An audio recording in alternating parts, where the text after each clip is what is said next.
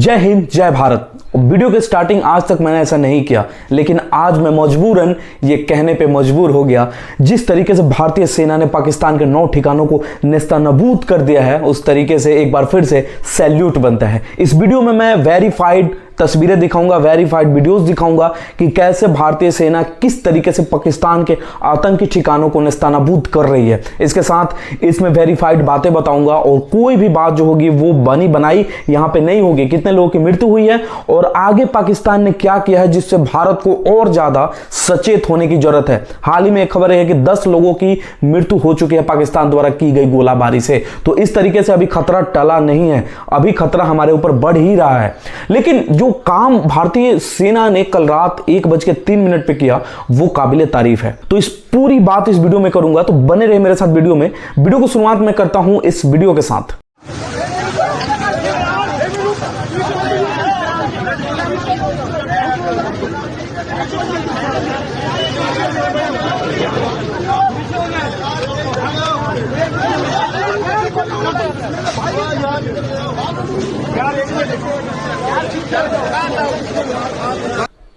तो देखा आपने इस वीडियो में किस तरीके से पाकिस्तान में अफरा तफरी का माहौल है। ऐसे बहुत सारे वीडियोज हैं, एक बार फिर से आप देखिए।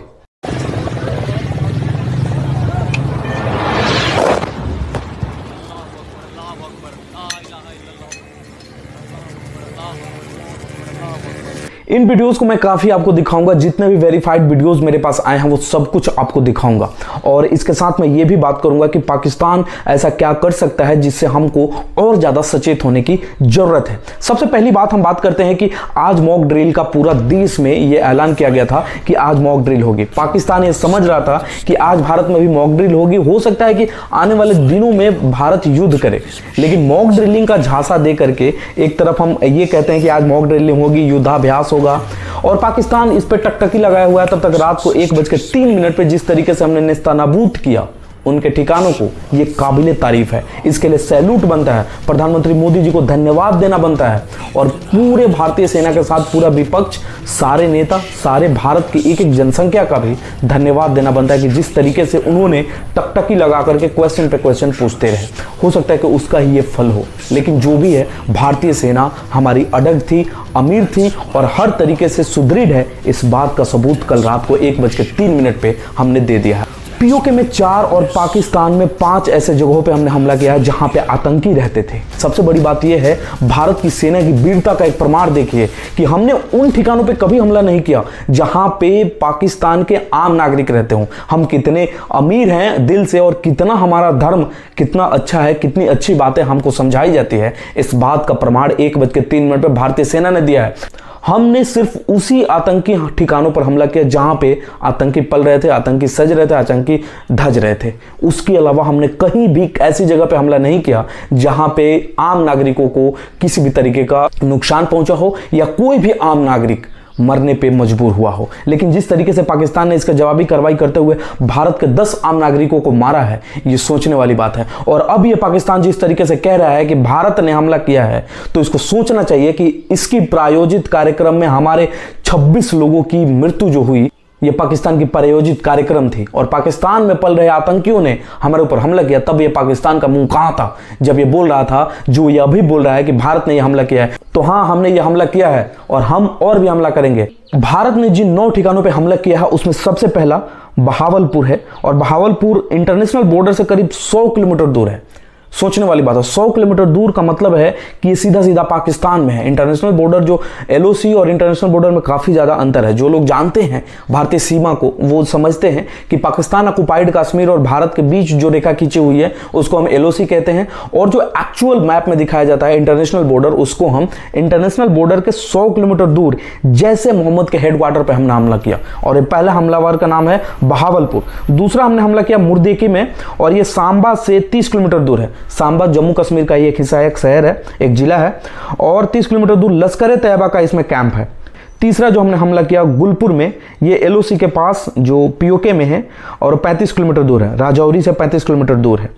सवाई में हमने हमला किया जो पीओके के पास है, बिलाल में हमने हमला किया जो जैसे मोहम्मद का लॉन्च पैड है, कोटली में हमने हमला किया जो राजौरी के पास एलओसी में 15 किलोमीटर दूर लैसे तैयबा का कैंप यहां पे पल रहा था। दोस्तों सोचने वाली बात है, हमने कहीं भी ऐसा हमला नहीं किया, हमने कहीं भी ऐसा कुछ किसी को चोट नहीं पहुंचाई जिससे आम नागरिक हताहत हो। आप वीडियो में भी देख सकते हैं। अगर उन्हें 4 की यार्ड करेंगे, डेरा मस्ती खाली करवाली भाई। हाँ देखना वाम कैसे आ रही है वहां से। अभी वीडियो कैच होगी नहीं होगी। आप इस वीडियो में देख करके क्या समझे? आपको ये लग रहा है कि दो आम नागरिक बात करते हुए जा रहे हैं और अचानक वीडियो उनके द्वारा गलती से बन गया है डैश कैम द्वारा। लेकिन ये सबसे बड़ी बात है कि हमने जिस तरीके से केवल आतंकी संगठनों को, आतंकी जगहों को केवल हमने निशाना बनाया, ये भी हमारी वीरता का एक प्रमाण है। हम चाहते तो पूरा का पूरा पाकिस्तान को एक सेकंड में हम निगल सकते हैं, लेकिन हमारा वो धर्म नहीं कहता। वसुधैव कुटुंबकम हमारा जो सनातन धर्म है उसकी पहली लाइन ही यही है, वसुधैव कुटुंबकम, पूरा विश्व एक परिवार है और अपने परिवार के अपने लोगों को हम कभी नहीं मारते। हम उन्हीं लोगों को मारते हैं जिनकी प्रवृत्ति राक्षसी की होती है, और इन आतंकियों की प्रवृत्ति राक्षसी प्रवृत्ति है। और भगवान श्री राम ने भी ऐसे समय में आकर के रावण का वध किया था, और इस समय में हमारी भारतीय सेना राम बन करके उन रावणों का वध कर रही है। अगला जो हमने हमला किया वो कोटली में किया, उसके बाद बरनाला में किया, उसके बाद सरजाल और इस तरीके से महमूना में भी हमने हमला किया। तो आप देख सकते हो ये जो 9 के 9 ठिकाने हैं वो ना ही कोई आम नागरिक के लिए हैं, ये केवल और केवल पाकिस्तान में प्रायोजित जो कार्यक्रम चल रहा था आतंकियों का, केवल और केवल उनकी लिए ये कार्यक्रम अपनाई गई थी और केवल और केवल उनके जगहों को हमने ठिकाना बनाया। सबसे पहली बात, इसमें किसी भी आम नागरिक की हत्या नहीं हुई है, किसी भी आम नागरिक का जान माल की हानि नहीं हुई है। इसमें केवल और केवल आतंकी मारे गए हैं, और ऐसा कहा जा रहा है कि करीब करीब 60 आतंकी मारे गए हैं। और अगर ये न्यूज सच है तो हमारी तरफ से एक बार फिर से भारतीय सेना को सैल्यूट है।